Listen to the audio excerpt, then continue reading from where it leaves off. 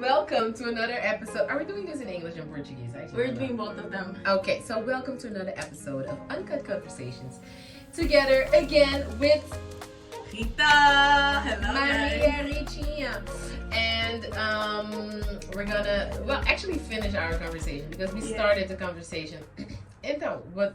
We're gonna continuar em português? Agora não sei. No, you do it. Or just do English? Yeah, just do English. I will speak in both. Okay, so we're gonna do this one in English then. But because normally, actually, Maria, Rita, and I always speak in English. Yeah. And then only when you're like missing words or want to explain something extra, then you ended up speaking Portuguese. Yeah. So, but yeah, just because we had our the last episode or the last conversation with Clemencia was for us a couple of hours ago, but for us was in Portuguese. That's why I was like, we're gonna do this in Portuguese or in English. But okay, so we're gonna do this in English and then bits of Portuguese, and we're gonna continue because as we started already with Clemencia, we spoke about just uncut conversations, of course, and what she would want to be uncut, literally, in church. And my same question for you. So I don't know, let's do a little bit more again of an introduction. Okay. So just introduce yourself, please. I am Rita. I am 20-something years old. Still 20-something. I have a degree in dance and I do arts, and I am a follower of Jesus Christ. Amen. So, and then for me as well, my name is Tashmness. I need to really get used to this. Like, I'm thinking, like, do I always need to, like, introduce myself? But I think I have to because, But the podcast host, my name is Tashmness. I'm 32 years old. I'm as well a follower of Christ. And I know Maria Rita from church. Yes. We go to Hillsong in Portugal. But we met at summer camp 2022. I met a lot of people at summer camp 2022. Really? Yeah, actually. Well, not a lot, but I mean, like, that I'm very good with still today. Like, very nice. Yeah, it's very nice. Okay. Yeah, very nice. So 2022 summer camp, September. So we're almost having our anniversary. 2025. Yeah, so almost 3 years anniversary, which is very cute. But yeah, we have a small age gap, not that big. Yeah, it's not that She's big. 20-something, but on the lower side, on the beginning side. I'm not gonna share it. She's not gonna share it. Yeah, I'm not gonna share it. And I'm 30-something as well on the beginning side. So we have an age difference there, but it's I love having friends of different ages, right? Really, like I have friends that are 70, 80 something years old. Yeah, and like, for example, Itai, I call her definitely my friend. Really? Yes, and Itai is 4 years old, so yes. So yeah, so all age is very important. And I love having conversations as well with people of all ages. And Maria Rita and I already spoke a lot, of course. Yes, speak a lot. We do speak a lot. Yeah. Love you guys. Since we met each other, we speak so much. It is like the weirdest thing. I think literally God sent me to her because I was at summer camp. I wasn't feeling really good. My bladder was not giving what it was supposed to give. Urine. Yeah. She sat by my side. And suddenly, I remember vividly, we were talking throughout the whole evening. We talked until... I remember everybody being as well on the side. I don't know if they were playing games or like, I don't know what they were doing, but it was like a group together. Yeah. And then we just like excluded. I remember. Yeah, we were talking. Sitting on the chair there and talking. That's true. And like on the steps. She's literally a blessing to everyone like surrounding us. You are. Don't. But yeah, no, very nice. Very cute and I find it very cute actually, very nice. And how do you say, we have very pretty deep actually conversations as well, because our first conversation we practically had about your health was already how do you say, like vulnerable already, it right? was really vulnerable conversations that we had. Yeah, so that's nice that we're comfortable as well having that conversation with each other. And as well, family-wise, culture-wise, we like similar. We just fit in. Yeah, it's very good. And even if, and that's a nice thing as well. Even if we don't like, we don't have to agree with everything, or have to go through the same things. Yeah. But just respectful conversations and opinions as well, and sometimes trying to like not convince one another, but just like share. Yeah, this is how I see it, which is good and so healthy. Yeah. So I literally learned a lot so much from her, from our conversations, like getting out of our comfort zones and talking about like the same topic but with different views. You get to learn so much. You get to like put yourself in other people's shoes, like her, like really helps. But that's the thing with conversations. Yeah, that's the thing with conversation. We should actually do that, right? With the other people. That respectful exchange. Yeah. Speaking to. So our uncut conversation today, Maria Rita is gonna share. I don't know what it is. She already thought about it because I had asked the question yesterday yesterday evening, right? Yes. When we were sitting at Burger King, like just a bit of preparation because I prefer the conversation to be just spontaneous and not overthinking it. So not to prep it. This is everything I'm going to ask. No, we're just gonna let it flow. Okay. But I did already ask one question, which was this uncut conversations. If you had the, I guess the glue, it's not the scissors, or I was going to think, what is the opposite of scissors? But I guess glue or stitches to stitch back this conversation that has been cut from our churches as well, I would like to say. What would that be for you? Which you think that, why is this cut? Okay, I have a long introduction. I have a long team of introduction. So I want to talk about mental health and the dichotomy between people who are in church, who had a really health upbringing with family and school and with other background, and even on the days of today. And I want to talk about people who are not so well mentally and are in the environment of church, or who are Christian and are navigating their space. And I want to discuss that. I want to discuss like the disparities there are, which for me, can I speak in Portuguese? Por favor. Yeah, like eu não quero dizer, não é justo, não, eu só quero tipo discutir as diferenças que há entre uma pessoa mentally healthy e uma pessoa que não é mentally healthy, and the judgment that comes with it, and the misunderstandings that comes with it, and the myths and the truths that comes with that. Not myths, mas tipo verdades, coisas verdadeiras e falsas que por vezes estão nos meios cristãos, no meio de nós Christian people. That I think sometimes, it's a lie. Like, how can I explain? Like sometimes I think when people are mentally ill, people mistreat them. People think, oh no, you cannot be Christian. You have to have something. You cannot or when you are in the middle, when you're struggling, but you're still getting up, you're still doing your routine. Like there's so many misconceptions. Yeah, I think in the Christian environment, people think that like some people with mental illness, they just have to be like catatonic and not get out of bed. And if you're like well prepared and well dressed, people think, no, you're not sick. And people expect you always to show up, and you're there struggling, you're surviving, you're breathing. So I want to talk about that dichotomy and that difference, and the difference also between the fact that like when you have friendships or relationships between a healthy person, I'm not saying you're unhealthy, but sometimes you will, you know what I mean? Go back a little bit, because that's always the fight with mental illness. You're always trying to get out of the mindset, and like people sometimes, some Christians sometimes tend to mistreat you because they be like, oh, this person is so unreliable, what is wrong with them? No, like this person is just trying to survive. That's what's happening. And I feel like sometimes in the Christian environment, there's no grace given to people who are struggling with mental illness. And I just want to talk about that. Yeah, very good. And that's a beautiful introduction. And I definitely think we're gonna have more episode about this together. Because Maria Rita as well is about to take up a bus. I don't know why I keep doing this right before we need to take bus and do stuff. But I would like, checking the time. What is it? 11:28. We have time. We're good. 45 we need to leave.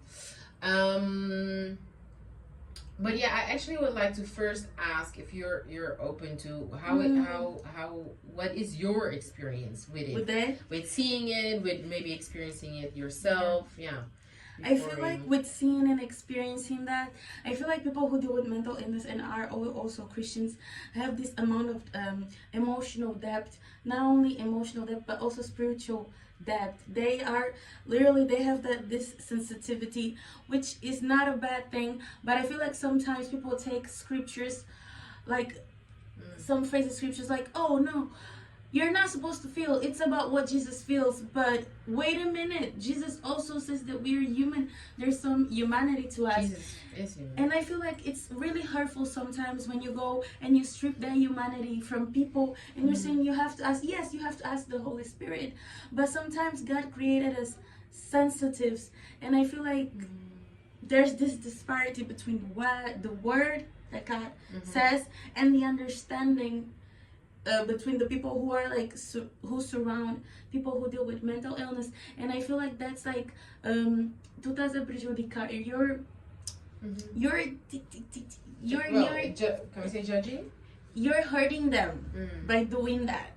Like I feel like there should be more spaces for like listening, more spaces like without judgment and more empathy, because like per se something people who deal with it's not really mental illness, but it's within those spectrums. People who deal with OCD, which is like obsessive compulsive disorder. Like it's not me, but like it could be really hurtful. They're in this Christian environment. Some thinking patterns that they have, they're disconstructing that, and I think it could be really hurtful. Like, you know. Do you think it's because people don't know?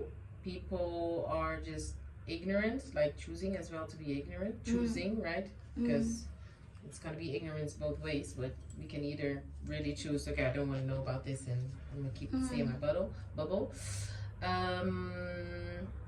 or people maybe people think that this is how it really is, right, how it's supposed to be. I think even within not Christian environments and with Christian environments, I think some people in the internet or in TikTok, Instagram, they'll be like, I support you, I got you, but people don't know how to deal with mental illness, because it is not only you being catatonic, there's other symptoms, there's aggressiveness, people don't know how to deal with it, there's so like irritability, there's many levels, and people don't know how to deal with it, even though people have information about it, but just like people know how to deal with it through the screen or at arm's length. They don't really know how to, manage that. And I think it's because of that. There's plenty of information, but it comes also with empathy and And in church, as we see now in church for I'm trying to think if we actually had something about mental health, like I don't know, training or a course or no, right? I'm trying to think how can we at least give that knowledge or make it a bit more not normal to talk about? I learned in church because I was talking to a friend that I was going through a hard time. I told her, hey, I'm going through this, and she was like, no, you're not. I don't, because she told me I don't believe it. So I learned that a lot of Christian people don't believe that mental illness exists. So that itself, it's hurtful. So if they don't believe it, they won't acknowledge it.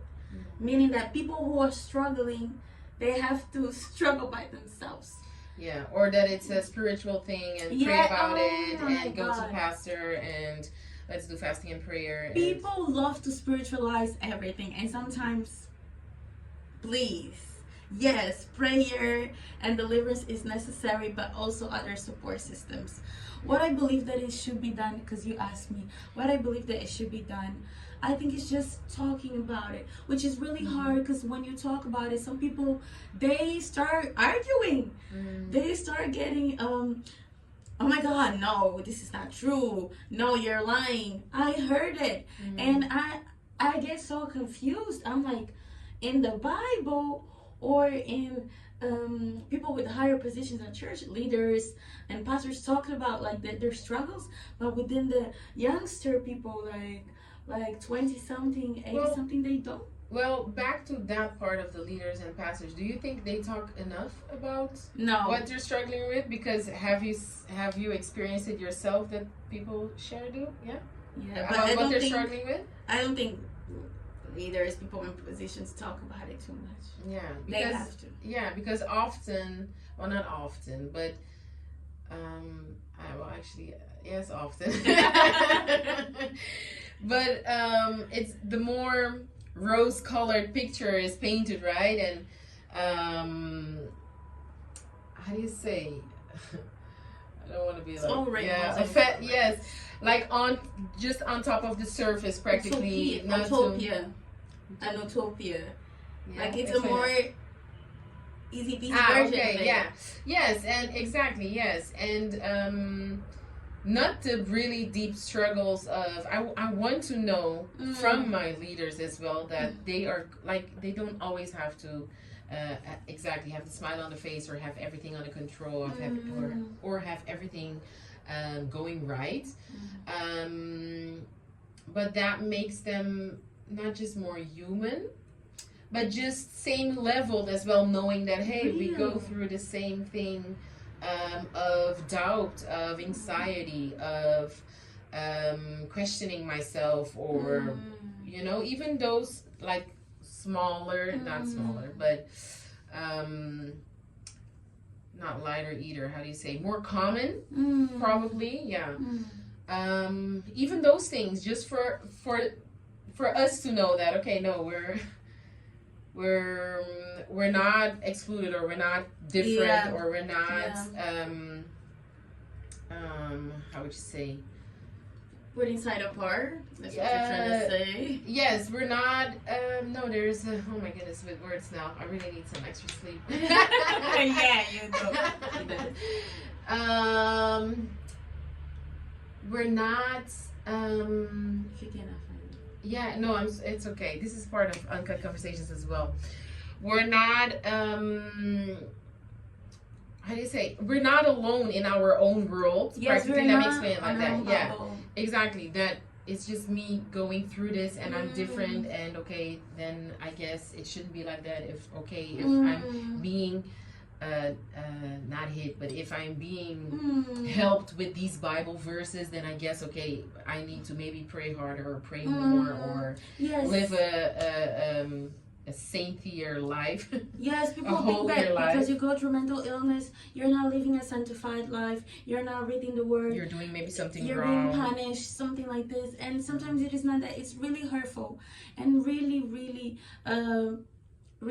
bad for people who are going to for you to go and that means that you did this. No, sometimes you just go through it, you know. Sometimes it's simple things, how you're being overstimulated by the internet or by overstimulated by the outside stuff. Definitely. Sometimes it's not our fault. Definitely we have our hands in things, and of course, but I would say as well a lot of traumas back, like how people grew up, what they've seen, what is normal for them culturally as well, what they have been going through. We do not, when somebody comes, we do not the whole story, the whole package of a person. And there's always like big stories and big things happening there. I mean, so many years of books, literally. Yes.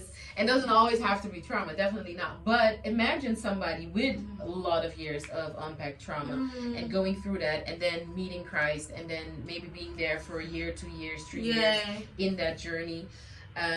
Not everything is just dissolved, right? Your past is not gone. Those traumas are not poof, right?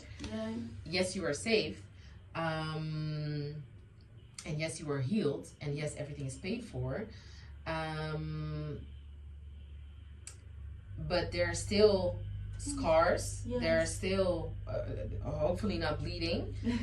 But you still have triggers. You can still have triggers. You can still have, like, scars are sensitive as well, right? When we literally look at a scar, scratch them, they open up a little bit again. Well, that as well. Very sensitive of the skin, so very more sensitive to reopen again. Yes, but as well, just with touch, for example, it is sensitive.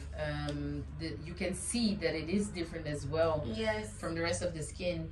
The healing is different there. The hair growth, like, you just see that it is different as well in our life, right? Yeah. Some topics or some situations, and then in this case with mental health as well. Oh my God, yeah.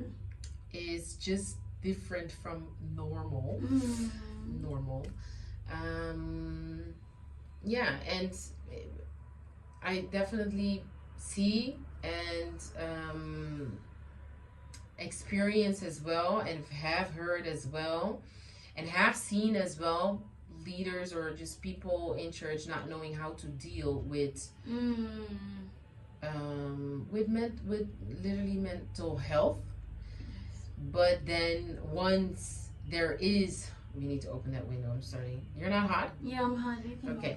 So with people, we're with people going through, let's say, even depression, which I've seen before, that leaders don't know how to deal with that. And they try to either make everything very jolly and, let's do that, and let's try right away do the opposite. One thing that I would like to add that you're saying, there's this sense of false positivity sometimes. Yeah. Because when you're mentally ill, it doesn't mean that you're gonna be like, no, but sometimes you just don't feel like doing certain, you want to be there with people and in activities, but you don't always want to, like, and there's this sense of false positivity, always to smile and always be upbeat. Sometimes you're not always upbeat.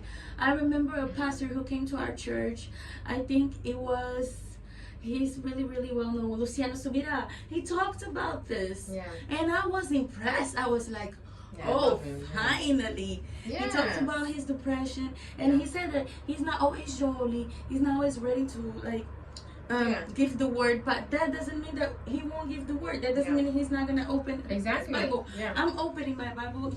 I'm depressed, but I'm opening my Bible. I'm going to Jesus. I'm doing therapy. And I feel like sometimes there's this sense of, like, you always have to attend in a certain manner, in a certain personality. And that's just being true. That we really need to share all that, because that's just being true. And exactly, so other people can relate and really understand as well. Like, okay, it's okay to go through it. It's not okay to stay there. But it is okay that it is, it's happening. I'm going through it. I'm not different. I'm not an alien, or, Definitely. Definitely we need to have more of these conversations. I love Debra Fileta. Debra Fileta. Do we need to go? Yeah, we need to go. Okay. But so quickly, Debra Fileta. Yes. She's a licensed therapist. Christian. I love listening to her podcast. Crazy love listening to her podcast. Definitely. And she has some amazing books and plans as well on the new version. But definitely go listen. I'm gonna try and put the link as well. This is not promotional or anything, but most definitely, because as I believe, I find it very important that therapy, or how do you say? In English it is still a therapist. Therapy. I was gonna say it in Dutch, but no, in English it is still therapy. That it is combined with Christianity, I would say. Or that you have a Christian therapist makes a huge difference. And that's her look. So that's her point of view, right?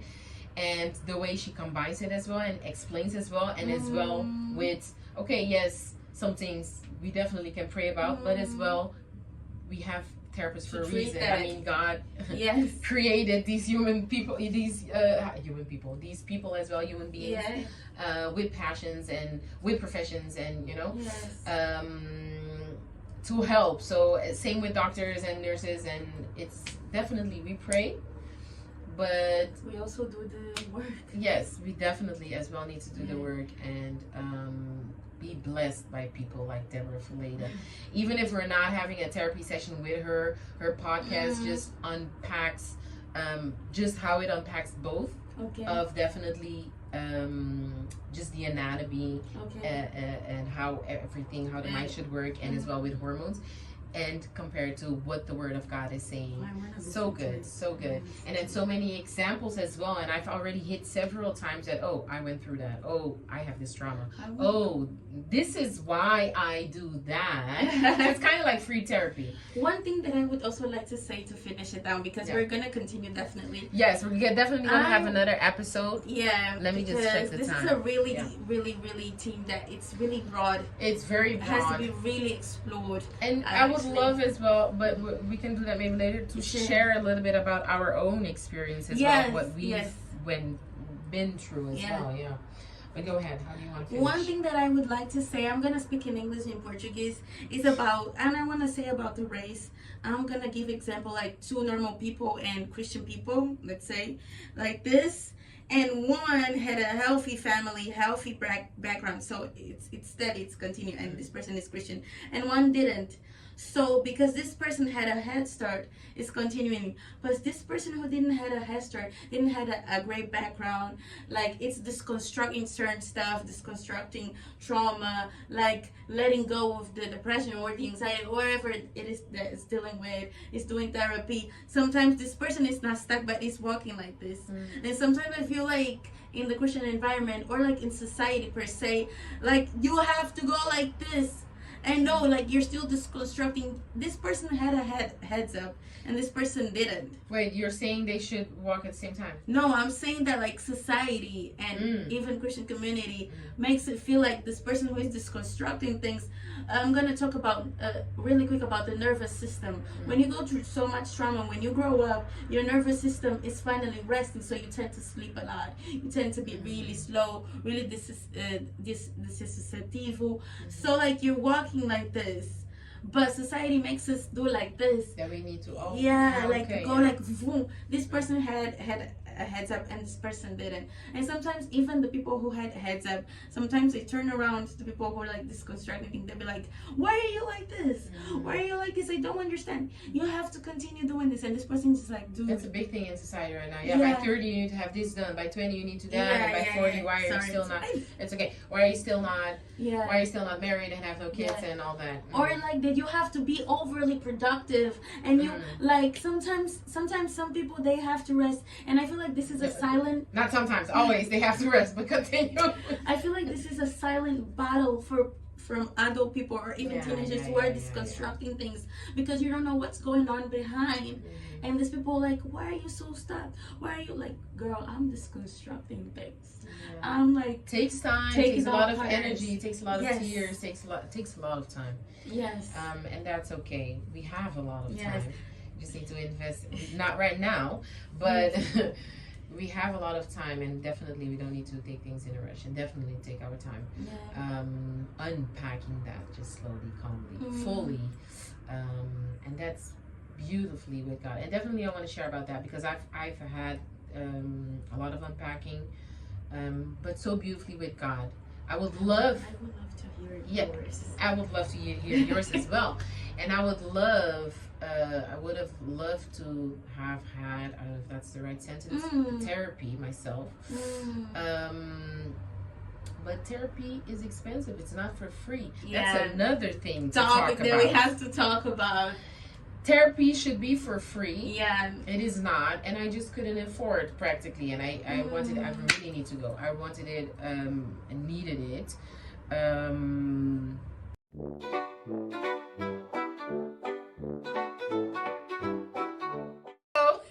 Another unwanted cut. I'm definitely going to clean my phone. But real quick, we're going to have these topics later. We're going to leave. We need to go real quick. Thank you very much for your words, for your time. And this is just the introduction. We're going to really well-rested unpack this better. Yeah? Yeah. Thank you. God bless. Ciao.